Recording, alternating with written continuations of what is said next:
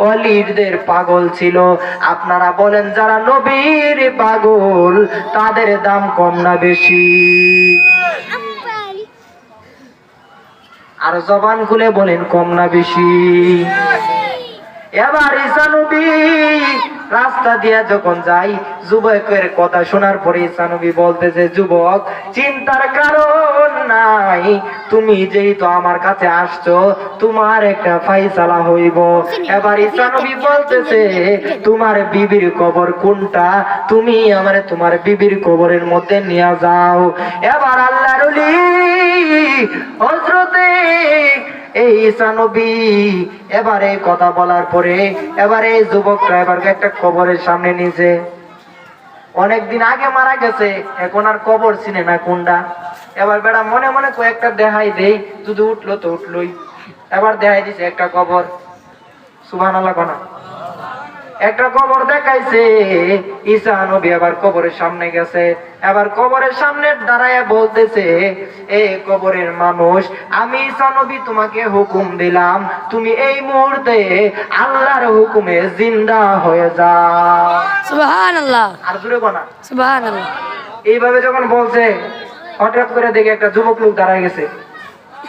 সুবহানাল্লাহ। সুবহানাল্লাহ। এই যুবকের কানের মধ্যে জাহান্নামের আগুন, নাকের মধ্যে জাহান্নামের আগুন, সারা শরীরের মধ্যে জাহান্নামের আগুন।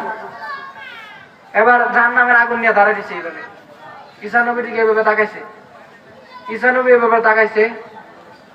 এবার এই যুবকটা যখন ঈসা নবীরে দেখছে, কই সুবহানাল্লাহ, উনি তো এই জামানার শ্রেষ্ঠ একজন নবী, উনি তো ঈসা নবী। কন্যা সুবহানাল্লাহ।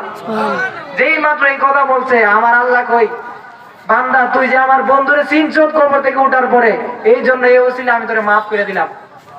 আর জোরে কন্যা। এবার এই বেটারে ঈসা নবী বলতেছে, তুমি চলে যাও। কবরতে মানুষ উঠছে, মনা মানুষ এবার ভাড়ায় দিছে। এবার এই যুবকটা বলে, ঈসা নবী গো, কবর তো দেখাইলাম, ভালো কথা দেখাইলাম, কি আর হইল কি? এবার ঈসা নবী বলে, পাগল, তুমি আমার যে কবর দেখাইছো, আমি তো এই কবরের মানুষই তুলছি। এবার ঈসা নবী আবার বলতেছে, আচ্ছা তুমি আবার ভালো করে বলো তোমার বিবির কবর কোনটা। এবার একটু খেয়াল করে বলতেছে, এটা না, এটা না, এটার পাশেরটা। সুবহানাল্লাহ কেন ঘুমাই গেছে কেন? আর জবান বলে কোন সুবহানাল্লাহ। এবার ঈসা নবী বলে, এইটা না, এইটার পাশের কবরটা। এবার বলতেছে, এবার কিন্তু লাস্ট আর কোনো চান্স পাইবা না। এবার বলতেছে ঠিক আছে। এবার ঈসা নবী কি করছে, এবার এই কবরের সামনে গেছে। এবার ডাক দেয়া, কই কবরে কে আছো? আমি ঈসা রুহুল্লাহ তোমাকে হুকুম করলাম, এই মুহূর্তে আল্লাহর হুকুমে তুমি জিন্দা হয়ে যাও। জবান খুলে কি আল্লাহু আকবার বলা যাবে না? বলতে দেরি হয়েছে। এবার তাকায় দেখে ওই লোকটার বিবি ওইটা হাজির। এবার লোকটা কই, ঈসা নবী, মহিলাটারে তো আমি চিনতে পারতেছি না। আমার বিবি তো এত সুন্দর ছিল না, আমার বিবি তো এত ভালো ছিল না, এত সুন্দর ছিল না, এত রূপবতী ছিল না। এবার ঈসা নবী এবার তাকাইছে, তাকায় দেখে মহিলাটা তাকায় রয়েছে। এবার যুবকটা বলে, ঈসা নবী গো, আমার বিবি তো এত সুন্দর ছিল না, এইটা মনে হয় আমার বিবি না। এবার ঈসা নবী বলে, তুমি একটু জিজ্ঞাসা করো। এবার নাম ঠিকানা জিজ্ঞাসা করলো। এবার মহিলাটা পরিচয় দিল। এবার যুবক ডাক দিয়া বলে, হুজুর, আমার বিবি তো দুনিয়ার মধ্যে থাকা অবস্থায় ছিল কালো, এত সুন্দর ছিল না। সুন্দর ছিল কিন্তু এত সুন্দর ছিল না। আমার আল্লাহ যে তার চেহারার মধ্যে নূরে উজালা করে দিয়েছে। যারা নবীর প্রেম নিয়ে মরে, তাদেরকে কবরের মধ্যে দিলে তাদের লাশ পড়বে দূরের কথা, তাদের লাশ পচবে দূরের কথা, তাদের শরীরের একটা পোকা মাকড়ও আক্রমণ করতে পারবে না, তাদের শরীরের মধ্যে একটা পশমের মধ্যেও কিছু হবে না। আপনারা জবান খুলে বলেন, নবীর প্রেম নিয়ে কবরে যাওয়ার দরকার আছে না নাই? আর জবান খুলে বলেন, আছে না নাই? বন্ধুরে আমার, ও আমার দলগাঁয়ের বাবারা, ও আমার দলগাঁও গদিবাড়ির বাবারা, যারা ভক্ত মুরিদানরা এসেছেন, প্রজেক্টরের মধ্যে যারা ও জহিরুল ইসলাম জালালীকে দেখতেছেন, মা পায়ের মধ্যে হাত দিয়ে বলে যায়, এই ওয়াজ দ্বারা কি বুঝলেন? এই মহিলার এত বছর পরে কবর থেকে উঠাইছে, কিন্তু মহিলার চেহারার মধ্যে নূর ভাসে। কারণ কি? দুনিয়াতে টাকা অবস্থায় আল্লাহরে বই করেছে, নবীর প্রেম হৃদয়ের মধ্যে ধারণ করেছে, লালন করেছে।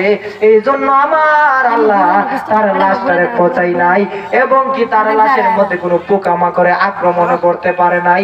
তার চেহারাটারে আমার আল্লাহ নূরে উজালা বানায়া দিছে। মহিলাদেরকে বলবো, পর্দা করবেন, নবীর প্রেম হৃদয়ের মধ্যে ধারণ করবেন। দেখবেন আপনার ঘুমের ঘরে একদিন দয়াল নবী হাজির হয়ে যাবে। এই জন্য আমার বাবারা, ওয়াজ দ্বারা কি বুঝাইলাম? এটাই বুঝাইলাম, যারা নবীকে ভালোবাসে তাদের কোনদিন চিন্তা নাই। বাস্তব প্রমাণ, ওই বেড়া জাহান্নামের আগুন লয়ে উঠছে, আর এই মহিলা উঠছে কি লইয়া? নুরানি চেহারা লইয়া, কি লইয়া? এর মানে বোঝা গেল যার ভিতরে প্রেম ছিল তার কোন চিন্তা। আর ওই বেড়ার আল্লাহরে মানছে না, দুনিয়ার মধ্যে খারাপ কাজ করছে, এর লেগে আল্লাহ জাহান্নামের আগুন দিছে। যেই মাত্র ওই বেড়া নবীরে চিনছে, আল্লাহ তার জাহান্নামের আগুন আরাম করে দিছে। এই জন্য আমার দলগাঁওয়ের বাবা, কি দিয়ে ওয়াজ বুঝাই? ঈসা নবীর পাওয়ার অনেক রে বাবা। একদিন ঈসা নবী রাস্তা দিয়া যাইতেছে, একটা যুবক লোক আবার বলতেছে, ঈসা নবী আমি আপনার সঙ্গী হতে চাই। ও ঈসা নবী আমি আপনার সঙ্গী হতে চাই। এবার ঈসা নবী বলে, সঙ্গী হবে ভালো কথা, চলো। এবার ঈসা নবী এই লোকটারে নিয়ে যাইতেছে, যাইতে যাইতে অনেক রাস্তা চলে গেছে। যাওয়ার পরে হঠাৎ করে এই লোকের খিদা লাগা গেছে। কি লাগছে? ঈসা নবীর ক্ষুধা লাগা গেছে। ঈসা নবী আবার বলতেছে, সঙ্গে একটু দাঁড়াও, আমার তো অনেক বড় ক্ষুধা লাগছে, চলো দুজনে মিলে কিছু খাই। আমার কাঁধের মধ্যে একটা ব্যাগ আছে, এই ব্যাগের মধ্যে একটা পুটলা আছে, এই পুটলার মধ্যে 3টা রুটি আছে। কয়টা? 3টা রুটি আছে। একটা রুটি আমি খামু, আর একটা রুটি তোমারে দিমু, আর একটা রুটি পুটলার মধ্যে রাইখা দিমু। এবার সঙ্গী বলে, ও গো আল্লাহর নবী, ঠিক আছে। এবার রুটি কুলছে, দুইজনে মিলা 2টা খাইছে, একটা রুটি পুটলার মধ্যে রাইখা দিছে। এবার ঈসা নবী বলে, সঙ্গী রুটি তো খাওয়া শেষ, তুমি একটু আমার ব্যাগটা নিয়ে কানের মধ্যে দাঁড়াও, আমি একটু পানি খেয়ে আসি। আল্লাহর নবী ঈসা নবী এই কথা বলে তিনি চলে গেলেন পানি খাওয়ার জন্য। এবারে ফাঁকি দিয়া ওই সঙ্গীটা বলতেছে, ঈসা নবী যেই তো গেছে পানি খাইতে, এই সুযোগে আমি ঈসা নবীর রুটিটা খেয়ে ফেলি। আওয়াজ নাই? কি গো? ঈসা নবী যেহেতু গেছে পানি খাইতে, রুটিটা আমি খায়া ফেলাই। এবার ঈসা নবী যখন গেছে পানি খাইতো, এই ফাঁকে বেড়া রুটিটা খায়া ফেলাইছে। এবার ঈসা নবী পানি খেয়ে চলে আসছে। পানি খেয়ে যখন চলে আসছে, পানি খায় আয়সা দেখে সঙ্গী পুটলা নিয়ে বসে আছে। এবার ঈসা নবী বলে, সঙ্গী ব্যাগটা দাও। এবার ঈসা নবীর ব্যাগটা কাঁধের মধ্যে লইয়া ঈসা নবী হাঁটতে হাঁটতে যাইতেছে। যাইতে যাইতে রাস্তা দিয়া যখন যাইতেছে, এবার ঈসা নবী তাকায়া দেখে সামনের মধ্যে যাওয়ার পরে আবার ঈসা নবীর ক্ষুধা লাগছে। ঈসা নবী আবার বলতেছে, সঙ্গী আমার কাঁধের মধ্যে ব্যাগের মধ্যে আরো একটা রুটি রয়ে গেছে, চলো দুইজনে মিলে অর্ধেক অর্ধেক রুটি খাইয়া চইলা যামু। এবার ঈসা নবী কাঁধ থেকে ব্যাগটা লইলো, ব্যাগটা লইয়া দেখে কোনো রুটি নাই। আওয়াজ নাই? সুবহানাল্লাহ না? ঈসা নবী আবার কাঁধের মধ্যে যখন ব্যাগটা লইছে, লইয়া দেখে রুটি নাই, পুটলা খালি। এবার ঈসা নবী বলতেছে, সঙ্গী এই কাঁধের মধ্যে পুটলার মধ্যে একটা রুটি ছিল, এই রুটিটা গেল কই? এবার ঈসা নবী যখন এইভাবে বলতেছে, এই বেড়া বাটফার বেড়া বলতেছে, ঈসা নবী গো, ব্যাগ তো আমার কাছে দিয়া গেছেন ভালো কথা, এই রুটি তো আমি দেখি নাই, রুটি খাইছে কে এটাও আমি দেখি নাই। সুবহানাল্লাহ, নাউযুবিল্লাহ। ভুল করে চলতো না। এবার ঈসা নবী বলে, তুমি খাও নাই ভালো কথা, তুমি বলো কে খাইছে দেখছো নি? এবার বলতেছে, আল্লাহর কসম করে বলি গো নবী, রুটি খাইছে কে দেখি নাই, রুটি খাইছে কে দেখি নাই, রুটি আমি নিজেও খাই নাই। এবার ঈসা নবী বলে, ভালো কথা খাও নাই। এবার ঈসা নবী এই সঙ্গীর লইয়া হাঁটতেছে, হাঁটতে হাঁটতে যখন যাইতেছে, এবার এক পর্যায়ে তিনি রাস্তা দিয়া যাওয়ার পরে সামনের মধ্যে যাইয়া দেখে একটা বালুর টাল দেখা যায়। এবার ঈসা নবী বলতেছে, সঙ্গী এই কান থেকে তুমি তাকাইয়া দেখো। এবার ঈসা নবী এই মরুভূমির বালুর টাল থেকে 3 ভাগ বালি 3 হাত জায়গার মধ্যে রাখছে। এইখানে 1 ভাগ রাখলো, এইখানে 1 ভাগ রাখলো, এইখানে 1 ভাগ রাখলো। এবার ঈসা নবী বলতেছে, সঙ্গী তুমি তাকাইয়া দেখো, এইখানে আমি 3 ভাগ বালু রাখছি, 1 ভাগ বালু এইখানে রাখছে, এইভাবে 3 ভাগ বালু রাখছে। এবার বলতেছে, তুমি তাকাইয়া দেখো, বালু আর বালু নাই, বালু গোলা স্বর্ণ হয়ে গেছে। জোরে জোরে কি সুবহানাল্লাহ বলা যাবে না? আর আওয়াজ করে বলেন আল্লাহু আকবার। এ আমার দরগার বাবা, কি দিয়ে বুঝাই ওলিয়া উলিয়ার দরবার, বিয়াদবি যেন না হয়, এই জন্য একটু নরমাল ভাবে কথা বলতেছি, আপনাদের কোনো কষ্ট হইতেছে নি? এবার ঈসা নবী বলে, রুটি খাও নাই ভালো কথা, চলো। এবার দুইজনে মিলার রাস্তা দিয়ে আবার হাঁটতেছে, হাইটা দেখে বালু সামনে, বালুর টাল থেকে 3 ভাগ বালু 3 জায়গার মধ্যে রাখছে। এবার তাকায় দেখে 3 ভাগ বালু স্বর্ণ হয়ে গেছে। এবার ঈসা নবী ডাক দিয়া বলে, সঙ্গী তাকায়া দেখো না, এই 3 ভাগ বালি এখন স্বর্ণ হয়ে গেছে। এবার তাকাইছে, তাকায় দেখে সত্যি সত্যি স্বর্ণ হয়ে গেছে। আরে বেটা, আমার দেশের মানুষ স্বর্ণ পাইব তো দূরের কথা, যে মধ্যে 1 কাপ চা এই বেড়ার ফিস আর ছাড়ে না। ঠিক নি? উচিত কথা বলে কোনো সমস্যা আছে নাকি? কষ্ট হইব নাকি? এটা হক দরবার, হক কথা বলতে হবে, ঠিক কিনা? এই জন্য আমার বাবা, যেই বেড়া রাস্তা কইরা দে 1 লাখ টাকা খরচ করে, হের কোনো প্রশংসা নাই।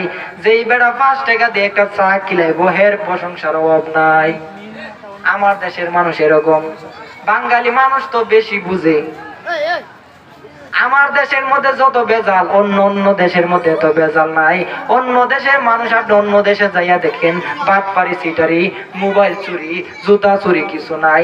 আমার দেশে সারা রাত মাহফিল হোক, কিন্তু শেষে তা দেখা যা বক্তার জুতার নাই। ঠিক নি? বক্তার জুতারই সুন্দর তাই লয়ে জায়গা, ঠিক নি? এই জন্য নর্মাল জুতা হন। এই জন্য আমার বাবা, এবার ঈসা নবী বালুর টালের মধ্যে যাইয়া তখন এই বালু স্বর্ণ হয়ে গেল।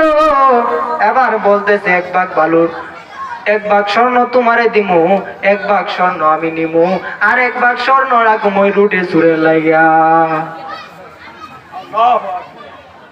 এবার কতবার বাটপা দেয়। এবার বলতেছে, ভালো কথা ঈসা নবী, রুটি চুর তো আর দূরের কেউ না, মনে দিলে কিছু রাখেন না, রুটিটা আমি গেছিলাম। এবার ঈসা নবী বলে, সত্য কথা বলছো বিদায় আমার রুটিটাও, এই আমার স্বর্ণটাও তোমারে দিয়া দিলাম। সত্য কথা বলছো, এই জন্য আমার স্বর্ণ দিয়া দিলাম, কিন্তু সাবধান, তুমি আর আমার সঙ্গে যাইতে পারবা না, তুমি তোমার মতন করে চলে যাও। এবার যাইতেছে, ঈসা নবীর কাছ থেকে বিদায় লইয়া স্বর্ণ লইয়া যাইতেছে। ওই যে বলছিলাম ডাকাইতের কথা, এবার সামনে যাইয়া দেখে 3 জন লোক দাঁড়ায় লইছে। কজন?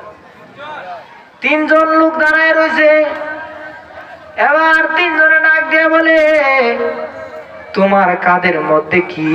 তোমার কাঁধের মধ্যে মনে হয় দামি কিছু আছে, তোমার কাঁধের মধ্যে মনে হয় অনেক স্বর্ণ অলংকার আছে, টাকা পয়সা মনে হয় আছে। সাবধান বলে দিলাম, ভাগার চেষ্টা করবা না, যা কিছু আছে আমাদেরকে দিয়ে দাও, নয়তো বা জায়গার মধ্যে মেরে ফেলবো।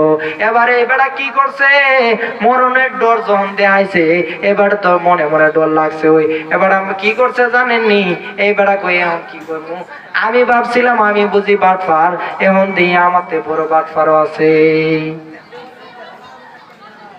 স্বর্ণ লয়ে যে আমার সামনে ডাইদরা তো পড়ছে, খবর আছে নি, বিয়াদবি কি করছে কার সাথে, ঈসা নবীর সাথে। কার সাথে? আল্লাহর বন্ধু। কার বন্ধু? আপনি আমি যদি আল্লাহর ওলির সাথে বিয়াদবি করি, আমরা কাম হইব নি? ওই তো না বলে। আরে বেটা ফিসাবের সাথে যদি বিয়াদবি করি, আমরা হইব নি কাম? ওই তো আবার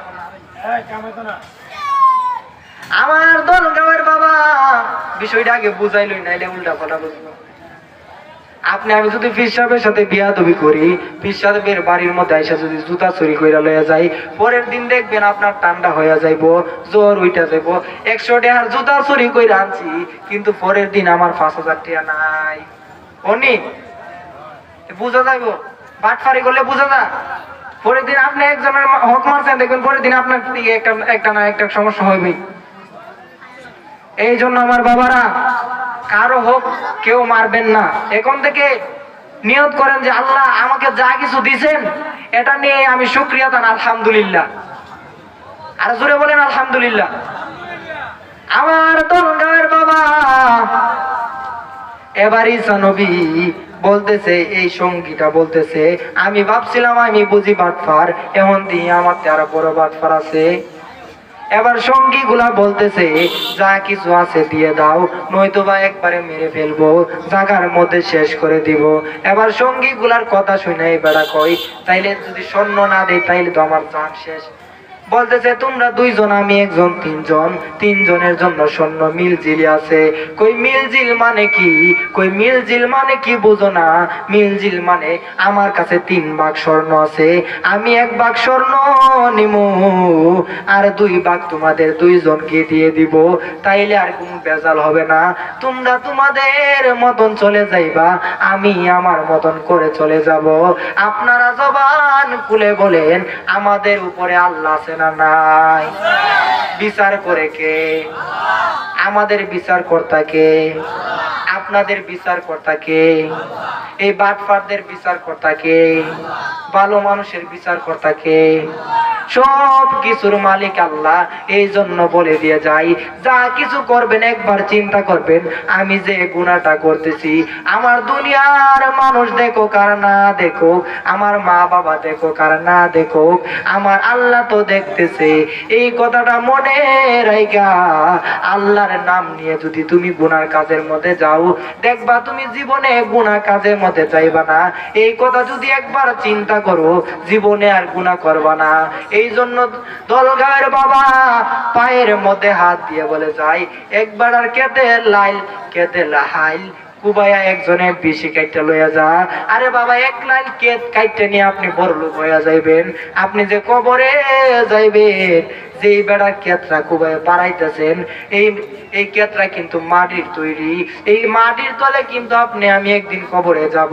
আপনারে আমারে যখন কবরে শুয়াইব, দুনিয়ার মধ্যে যে পাটপারি করছি, দুর্নীতি করছি, কবরে রাখার পরে কবরের মাটিগুলা এমন জোরে একটা চাপ মারবো, 70 গজ দূরে যাইব।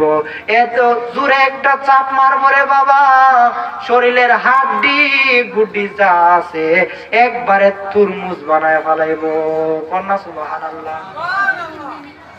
এই জন্য আমার বাবা, জায়গা নিয়ে জমি নিয়ে বায়ে বায়ে দ্বন্দ্ব হই, বায়ে বায়ে মারামারি হই, বায়ে বায়ে কাটাকাটি হই।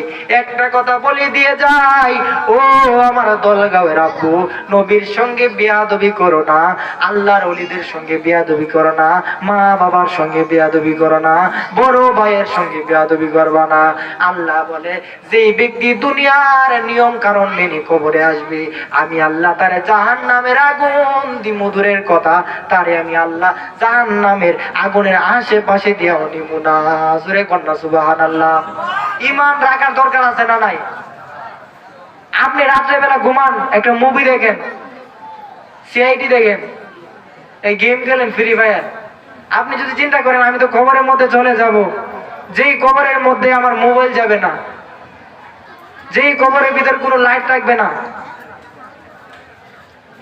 যেই কবরের মধ্যে কোনো ফ্যান থাকবে না, আরে বেটা এমবি তো দূরের কথা, মোবাইলই রাখতো না, ঠিক নেই? এমবি থাকলে না গেম খেলতো, ঠিক নেই?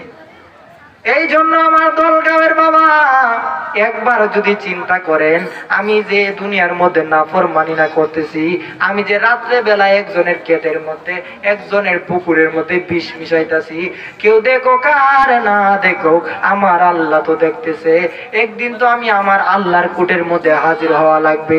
এই কথাটা যেই বান্দা বান্দি চিন্তা করবে সেই বান্দা বান্দি কোনোদিন গুনার কাজে লিপ্ত হতে পারে না। সেই বান্দা বান্দি এই কথাটা স্মরণ হওয়ার পরে সোজা ডাইরেক্ট মসজিদে চইলা যাইবে। কথা বলেন ঠিক না বেঠিক? আর যেই বান্দা বান্দিটা মসজিদে চইলা যাইবো, আমি আল্লাহর কসম করে বলে দিয়ে যাই সেই ব্যক্তিটা কোনোদিন বেঈমান হতে পারে না। সেই ব্যক্তিটা মরার আগে একবার হলেও দয়াল নবীর দিদার পাইবরি। ঈমান লাগবো নি? ঈমান দ্বারা চলবো সারাদিন।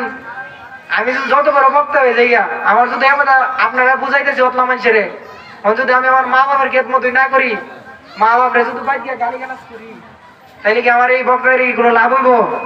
নবীরে পাওয়া যাইব? সারাদিন নবী নামের দুরূদ পড়ি জিকির পড়ি কোন কাজ হইব? এই জন্য চিন্তা করা লাগবে। আমার কথা নিয়ে চিন্তা করবেন, খাটাইবেন। কি বললাম রাতের বেলা একটু চিন্তা করবেন। আপনি আমি একদিন কবরের মধ্যে যাওয়া লাগবে। এত সুন্দর একটা প্রোগ্রাম, আপনি আমি এখানে বসে মাহফিল শুনতেছি, আবার বাড়িতে যাওয়ার ক্ষমতা আছে এমন কোন মানুষ আছে? আল্লাহ যদি চায় এখন হচ্ছে 1 সেকেন্ডের মধ্যে আপনাকে শেষ করে দিতে পারে। হায়াতের কোনো গ্যারান্টি নেই, যে কোনো সময় আজরাইল আসতে পারে। এইবার একটা ছোট বাচ্চা যদি চিন্তা করে আমি তো অনেকদিন পরে মরমু, এখন নামাজ পড়ে কি লাভ? বুড়ো হইলে নামাজ পড়ুন নেই, কালকে যদি আজরাইল আয় পরে। এই জন্য ছোট মানুষ বড় মানুষ আজরাইলে চিনে না। আল্লাহ যতদিন হায়াত দিছে ততদিনই তুমি দুনিয়াতে থাকবা। কথা বলেন ঠিক কিনা? আজকে আমার মাদ্রাসার মধ্যে এর সমান একটা বাচ্চা সুপারি গাছ উঠছিল।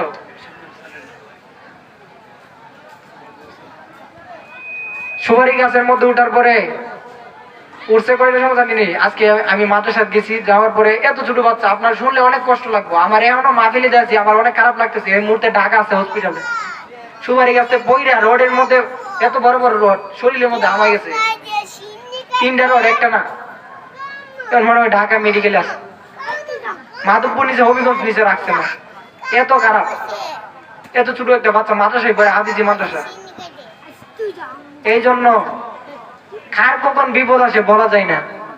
এই জন্য সদা সর্বদাই চিন্তা করবেন, একটু পরে যদি মারা যায়, এখন যে আমি গুনাহটা করুম, একটু পরে যদি আমি মারা যাই আমার কি উপায় হইব? এখন যে আমি গুনার কাজটা করতেছি, একটু পরে যদি আমি তওবা করার সুযোগটা না পাই। এই জন্য আল্লাহ যেন সকলকে বোঝার তৌফিক দান করে। সকলে বলেন আমিন। একটু জিকির পড়েন। আল্লাহ আল্লাহ আল্লাহ আল্লাহ।